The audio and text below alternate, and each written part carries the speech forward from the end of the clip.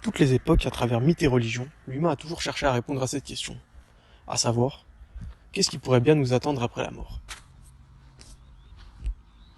En attendant que nous parvenions à ramener à la vie un humain cryogénisé, et que nous puissions recueillir son témoignage, essayons à travers différentes théories de rester plus ou moins rationnels. L'hypothèse numéro 1 serait que la vie après la mort soit en réalité un trip.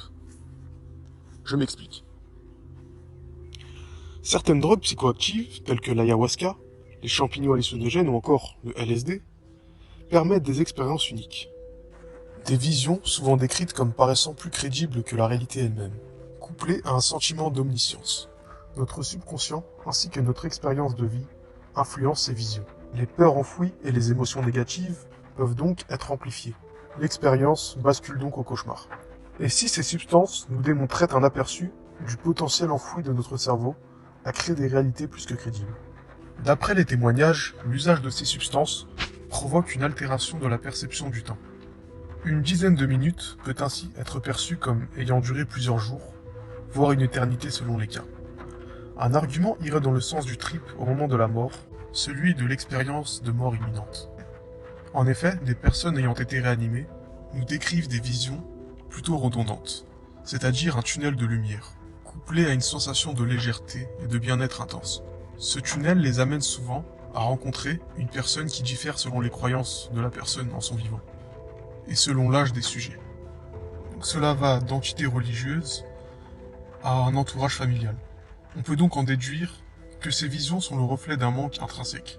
Les scientifiques expliquent cela par une molécule psychoactive que l'on retrouve dans notre cerveau, qu'on appelle la DMT, un principe provoquant des visions plus intenses que le LSD, et qui s'activerait selon des expériences faites sur des rats au moment de la mort. Au moment de l'arrêt cardiaque, notre cerveau, durant quelques instants, poursuit son activité. Au bout de 5 à 6 minutes, si le patient n'est pas réanimé, il subit des lésions cérébrales. Et si finalement ce qui nous attendait après la mort ne se déroulait qu'en ce court instant? Ces quelques minutes seraient ainsi, du point de vue de la personne mourante, perçues comme relativement longues, voire interminables. L'hypothèse est intéressante car, comme dit auparavant, un trip est relatif à l'état d'esprit de la personne. On peut donc en déduire qu'une personne en paix avec elle-même vivrait une expérience réconfortante, comparable à un paradis subjectif, ou bien à un rêve lucide, influencé par nos envies profondes. Tandis qu'une personne tourmentée par les regrets, ayant mené une vie faite de violence, les visions quant à elles seraient à cette image, ce qui entraînerait une expérience faite de tourments, s'apparentant à un bad trip, une perte de contrôle ressassant toutes nos peurs enfouies.